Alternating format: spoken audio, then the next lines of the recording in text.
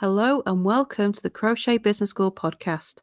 I'm Kelly Thomas, the Crochet Profit Queen, and I'm going to show you how you can make a living from your crochet while avoiding the burnout and being able to make what you want and when you want. Have you signed up to the Crochet Business School newsletter yet? Don't forget to do that now at crochetbusinessschool.com/subscribe and get tips and free resources straight to your inbox. Getting your YouTube crochet videos found. So YouTube is a fantastic platform to get your videos found, get your content seen, and generally you can make a lot of money from YouTube as well. But how do you get your videos found on there? How do you promote yourself and use their search engine to build your audience and get those profits rolling in? Well, the first thing to remember is that YouTube is a search engine. Instead of text results like Google, it returns video results. You type in the question that you want answered, and YouTube will return what it thinks are the best fitting videos to answer your question. Now, YouTube is owned by Google. So now when you type a question into Google, it will return videos at the top of their search results. So you get a double slice of the pie here. Not only can you use YouTube's own search engine, you can use Google to get your videos featured on there as well. So YouTube gives you a massive opportunity to get your crochet seen and in front of new audiences. But to be able to appear in those search results, you have to get your SEO right. It doesn't matter what is in your video. It matters what is in the title and description of the video. It's the text that gets you found.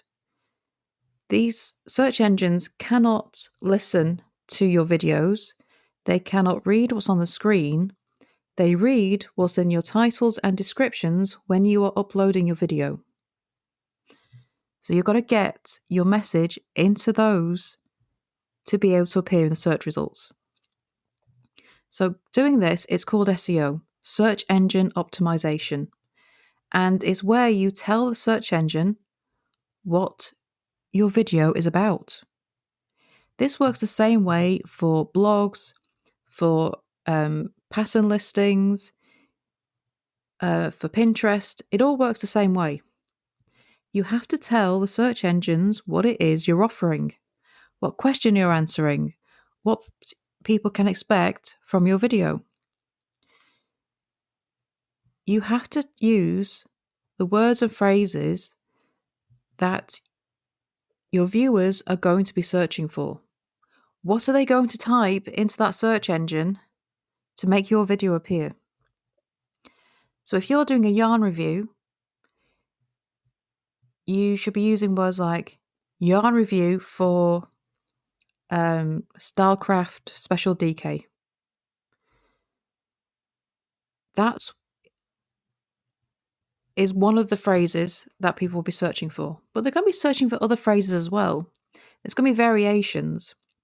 Now, thankfully, these search engines are quite sophisticated and they will return results that are similar to what yours is. They know that words can be changed around, they can be spelt a bit differently. They know how to account for this. But other things that people will be searching for is not just the yarn review, but is Stylecraft DK any good? Is Stylecraft DK a quality yarn? There's going to be mixes in there. They're not always going to use yarn review. They may be looking for specific questions, like what project is it good for? This yarn good for? Is this yarn suitable for making bags? They're going to be asking some very specific questions as well as the broad generic question. You can't fit all this in the title, obviously, so you need to choose the title words. So what's the most popular search going to be? What's going to catch their eye, make them click when they see the video, then the description can have these alternative words in. And that will help the search engine know what your video is about. Now, you can't turn this into like a spammy, clickbaity thing. You can't just load all the phrases kind of in a sentence and expect that to get returned, because what the search engines also do is look out for spammy accounts. And if they think that you are keyword loading, they will push your video down the search results because it looks spammy. You are trying to force yourself to appear in search results. So not only has it got to read for the machine, which is the search engine, it's got to read for people. So you've got to be able to weave these words, these keywords, into a narrative that the person is going to find easy to read. And that's basically how you get found in search results. You've got to do your homework and find out what questions your audience is going to be looking for. Now, there is lots of different ways as well that you can promote your videos. You can put them on your social media. You can take clips of them and turn them into shorts, into reels, into stories, onto TikTok. You can put them on Pinterest. You can promote them in all kinds of ways. But then make sure they link to the main video. So if you're going to put them on, say, Facebook, take a short clip and say, view the rest of the video on YouTube. You can also put the full video with the link on Facebook. So if you put the link in your post, it will come up with a thumbnail and they can click through to view the whole thing on YouTube. And you just have to keep promoting. It's not quite as simple as it used to be to get your video going. A few years ago, you could get the right title, load it up, and it would get thousands of views very quickly. It's not as simple as that anymore. You do have to do your own promotion as well. You have to make sure that people are looking for the search term in the titles. You basically got to do your research. You've got to make sure that you get this title appealing, and that's going to make people click. Because remember, when the search results appear, all they've got is a thumbnail and a title to go on. And that's it. They don't see your description unless they click through. So really the description is for the benefit of the search engine, to make sure that your video gets up there in the search results.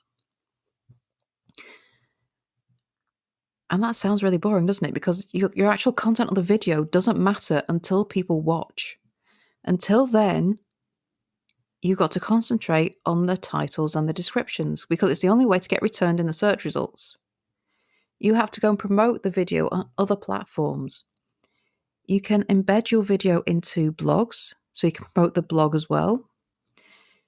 You can, as I said, we make short clips of it and load them up as reels and YouTube shorts, and have the link to click back to the original video. You have to kind of make use of all of it. If you want to make as much as you can profits from your video, you cannot do it just by loading a video. It's not that simple. It doesn't matter how amazing the content of your video is if it doesn't get found. You can have the most amazing video on this earth that is worthy of Hollywood, but unless people are actually clicking on it and finding it in search results, it's not going to do anything for you. So you've got to get the right words into your titles and descriptions to get it found. to make it sound appealing and for people to click on it. Put the effort into making a thumbnail that's got which is just the image, it's the cover image of the video that gets seen in search results. Make sure that thumbnail is appealing enough and gives them enough information that they want to click through. You can do that in Canva. They have plenty of templates for you to play with, and make sure you put your own image on it, though, because they need to see what it is you're doing, what it is you're going to be showing them. So until they choose to click, the only elements that matter to get your video found is the thumbnail, the title, and the description. They don't see the description, but the search engine does. The only thing your potential viewers will see is the thumbnail and the title. You've got to get them right. It's like selling a product. Until somebody clicks, nothing else matters. You've got to persuade people to click. And that's the same. It's the truth for everything right now. It's making sure that you do that work. Finding out what people are searching for. Finding out what phrases they use and getting the words right. So go take a look at that. If you're struggling to get your video found, then go and change the titles. Go and change the thumbnail. Make sure that you have the right words in the description that are going to serve the search engine. You could have the best video in the world, but if this basic stuff isn't right, your video is going to languish there with 0 views and it's going to do nothing for you. You've got to get these details spot on. So I hope that's given you a few things to think about. And as always, any questions, please do come to the Facebook group and ask. Now, I will be around to help you out as much as I can. But thank you for listening, and I shall see you next time for the next episode. Bye for now.